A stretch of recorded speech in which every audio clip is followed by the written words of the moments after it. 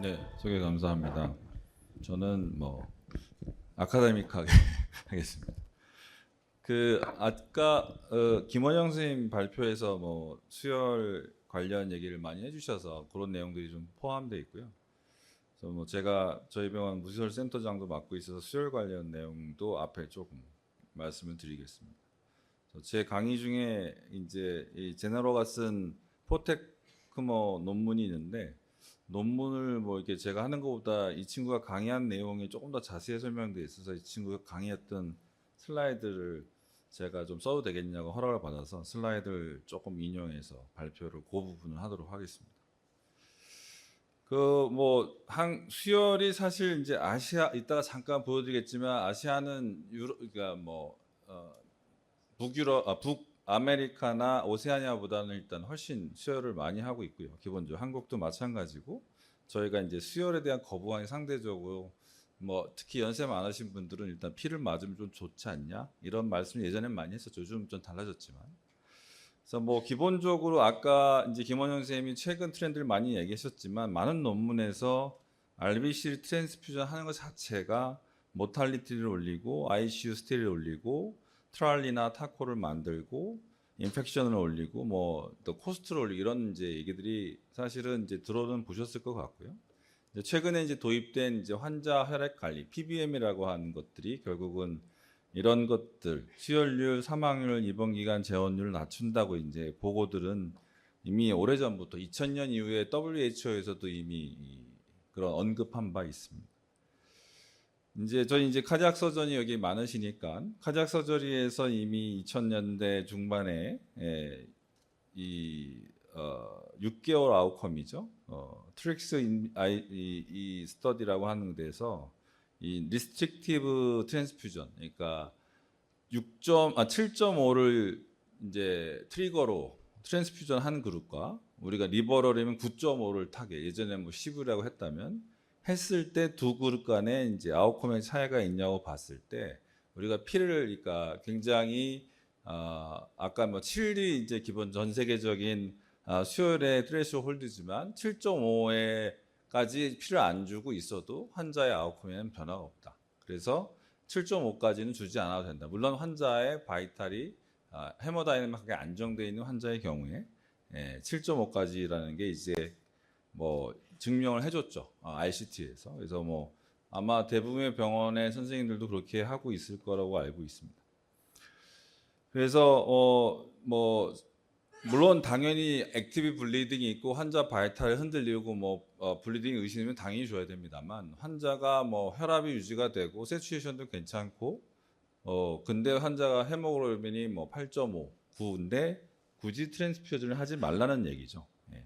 그래서 7이 보통 일반적으로 전 세계적인 가이드라인이 되어 있습니다. 한국에서도 뭐 수혈학회에서 이런 가이드라인을 발간해 왔고 2016년도에 이제 발간된 게 가장 최근인데 그때 처음으로 PBM이라는 개념을 이제 언급을 했고 대체요법이라는 것도 그때 언급을 처음 했습니다. 그래서 뭐 이런 인지도 조사를 2016년에 요 발간하면서 같이 했었는데 그때 당시에 이제 여러 선생님들 레지던트 포함해서 서베이를 했었을 때 이런 게 있는지 가이드라인 있는지 물어봤을 때 약 14%.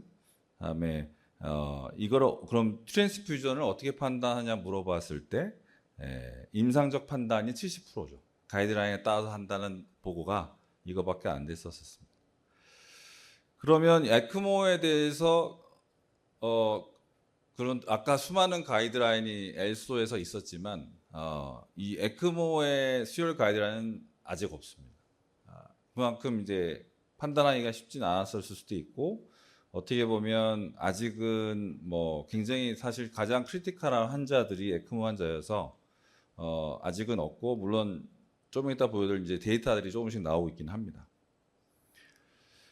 이게 23년 작년 말에 자마에서 실린 건데요. 보면 이제 그동안의 에비던스를 다 모아가지고 보시면 헤모다이메칼리 스테이블한 성인 7.0 이하일 때 피를 준다. 다음에 성인이면 헤마토톨로지, 그러니까 혈액 질환이 있는 성인 환자, 옹콜로지 환자도 7.0.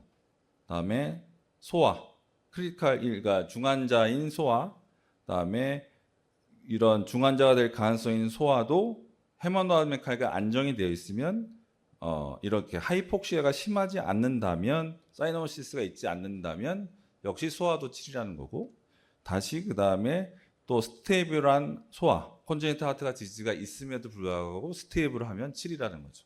다시 한번 다시 확인을 해준 게 이 자마에 다시 한번 실렸습니다. 결국 7이라는 거죠. 전 세계적인 현재까지의 뭐 질환과 병에 불구하고 어떤 걸 불구하고 현재까지의 가이드라인은 7입니다.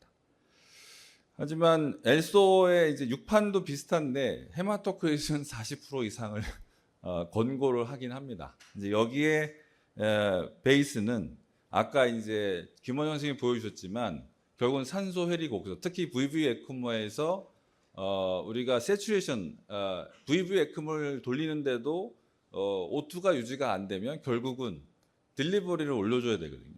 근데 이거 보시면 산소 회리 곡선은 이걸 먼저 보시면 카드 아웃풋 곱하기 O2 컨텐츠인데 O2 컨텐츠를 유지하는 가장 중요한 건 결국은 헤모글로빈인데 왜냐하면 O2를 전달시켜 주니까 산소 회리 곡선에서 결국은 맨 아래가 헤모글로빈 7일 때고 맨 위가 15이기 때문에 그 이제 우리가 에크모아의 아버지라고 불리우는 바틀렛 선생님이 항상 주장하는 거는 피를 줘서 10을 유지하면 딜리버리가 올라가기 때문에 피를 줘라라는 게 사실 그분이 이제 굉장히 오랫동안 주장을 해오셨었고 작년 에크모 이제 엘소 학회 때 이제 그거 갖고 디베이트가 있었습니다. 물론 그때는 뭐 굉장히 최근에 이제 이런 리스티브 트랜스퓨전 쪽으로 얘기가 많이 있긴 했었지만 그런 의미에서 사실은 최근에 이제 여러 트렌드들과 스터디들이 이제 진행이 되고 있죠. 그래서 이런 개념에서 그동안까지는 여러 레드북에서도 리스티브 트랜스퓨전을 그렇게 강조하지는 않았었다. 이렇게 말씀드릴 수 있겠습니다. 말씀드린 그 프로테크모 스터디가 제네로가 이제 1저자들에서 진행이 됐었고요. 란셋에 작년 초에 란셋 레스피레이터리 메디슨에 실렸습니다. 이 스터디는 2018년에 처음 리크루먼트가 시작이 됐고 19개 나라 저희 한국에서도 저기 한림대 박성원 선생님 센터가 참여한 거랑 삼성이 참여한 걸로 알고 있고 21년도에 인롤이 끝났고 604명의 환자 인롤이 됐습니다. 그래서 이 논문의 클리니컬 퀘스천은 VV 환자에서 헤모글로빈이 얼마 유지해야 되는 것인가 이렇게 우리가 이제 궁금해했던 것들을 매개체로 처음에 이 스터디가 시작이 됐고요. 그러면 이 트랜스퓨전 할 때 그럼 언제 어떤 것들이 영향을 줬나? 클리니션들이 어떤 상태에서 영향을 줬나라는 걸 이제 궁금해했다 이렇게 정의를 하고 있고요. 그래서 에크모 캐뉼션 할 때 평균 헤모글로빈 레벨은 10.7이었다. 그다음에 평균 환자의 나이는 52세. 그다음에 에크모 넣기 전에 평균 하스피탈 스테이가 5.41. 뭐 이런 이제 통계를 보여줬고요. 뭐 논문에 다 있긴 하지만 이 친구 슬라이드가 조금 보기 좋아서 제가 이걸 가지고 왔습니다. 그다음에 그래서 에크모를 유지하는 동안 헤모글로빈의 평균 그 레벨은 9.0. 여기 보시면 에크모 1일부터 28일까지 헤모글로빈 레벨이고요. 평균 에크모 듀레이션이 10.9일이었고요. 이전에 있었던 두 가지의 RCT였던 시저스타리하고 에올리아에서 보여주는 헤모글로빈 레벨은 시저는 훨씬 높았고 에올리아는 8에서 10 정도였다고 이제 보여주고 있습니다. 요게 보면 맨 아래가 오세아니아, 굉장히 스트릭트하게 PBM을 하는 호주 뉴질랜드 그룹이죠. 요 파란색이 노스 아메리카, 미국도 굉장히 많은 여기 조성민 선생님도 계시지만 존스 홉킨스를 비롯한 많은 병원에서 무수혈 센터를 운영하고 있고 스트릭트하게 PBM을 많이 하고 있는 게 노스 아메리카 그룹이고요. 그 위에 이제가 유럽하고 아시아는 비교적 리버럴하게 트랜스퓨전을 한다고 볼 수 있습니다. 하지만 그 보시면 헤모글로빈 레벨을 로우 볼륨 센터와 하이 볼륨 센터에도 유의하게 차이가 있지만 노스 아메리카와 유럽 그룹도 유의하게 차이가 있다. 하지만 결과에서는 크게 차이는 없었다. 환자의 아웃컴에는 이렇게 보고를 하고 있습니다.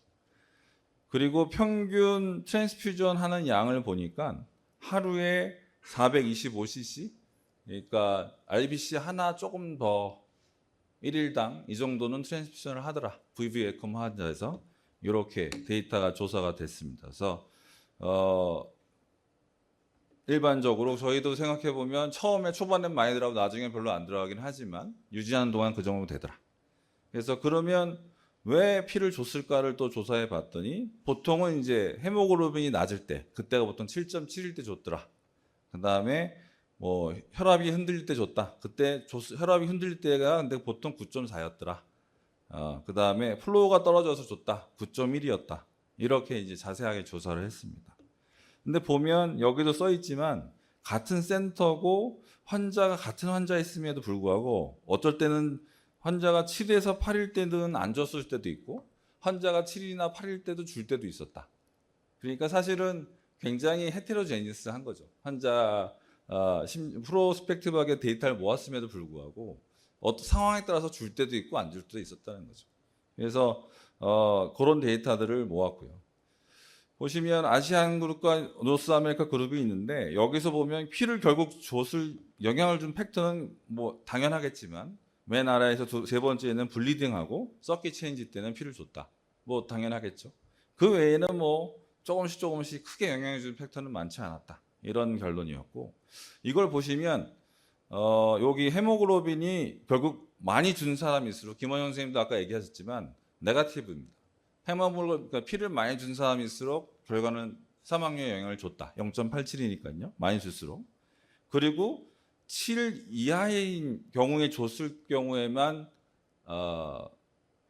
사망에 영향을 줬지 그 이하 이상에서는 별 영향이 없었다. 결국은 7 이하 있을 때는 트랜스퓨전을 했어야 되지만 7 이상 있을 때 줬을 때는 크게 영향이 없었다. 그러니까 7 이상 있을 때는 안 줘도 됐다라는 게 이 데이터의 결론이었습니다. 그래서 보시면 7 이하일 때는 피를 줘야 된다. 그다음에 하지만 7 이상일 때는 줄 필요가 없다는 게 이 논문의 결론이었습니다. 그래서 뭐 컨클루전을 이렇게 냈었죠. 그래서 에크모 환자가 7 이하임에도 불구하고 7 이상일 때는 에크모 환자에도 줘야 되겠지만 그보다 높은 헤모글로빈 레벨일 때는 굳이 줄 필요도 없지 않겠냐라는 게 이제 이 논문의 결론이었고 지금은 이제 RCT를 진행하고 있습니다. 그 결론도 나와 봐야지 알 것 같습니다. 그러면 VA 환자는 어떨까요? MI 환자에 대한 결과가 작년 말에 나왔죠. 여기도 보면 RCT고 명수가 여긴 10을 리버럴이라고 했고 7, 8을 리스트릭티브인데요. 명수가 굉장히 많습니다. 1,700명, 1,050명, 1,750명을 RCT를 했습니다. 이전에도 몇 가지 RCT가 있긴 했는데 그때는 110명 정도 수준이었거든요. 여기 보시면 리버럴이 10 뭐 이 정도 했다. 근데 보시면 이것도 네거티브 스터디긴 한데 30일을 봤거든요.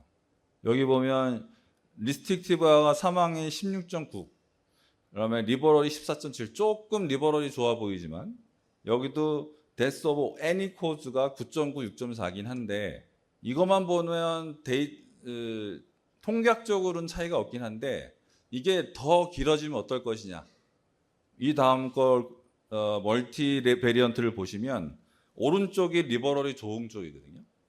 경향상으로 보면 이게 롱텀으로 가면 MI 환자, 카드오제닉 샥이 있는 MI 환자에서는 좋지 않겠느냐, 리버럴이. 그래서 요건 좀 대답을 기다려야 되지 않냐. 이런 게 결론이고, 요게 이제 아까 나온 제나로가 이제 PI로 해서 리뷰한 논문인데, 카디오제닉 샥 환자를 보면 예전에 있었던 굉장히 많은 논문의 리뷰 결과에서 보면 카디오제닉 샥 VA 에크모 환자들은 보면 8 이상이고 여기 나타내지 않은 환자도 보면 평균 트랜스퓨전 양이 하루에 9개, 뭐 17개 이렇습니다.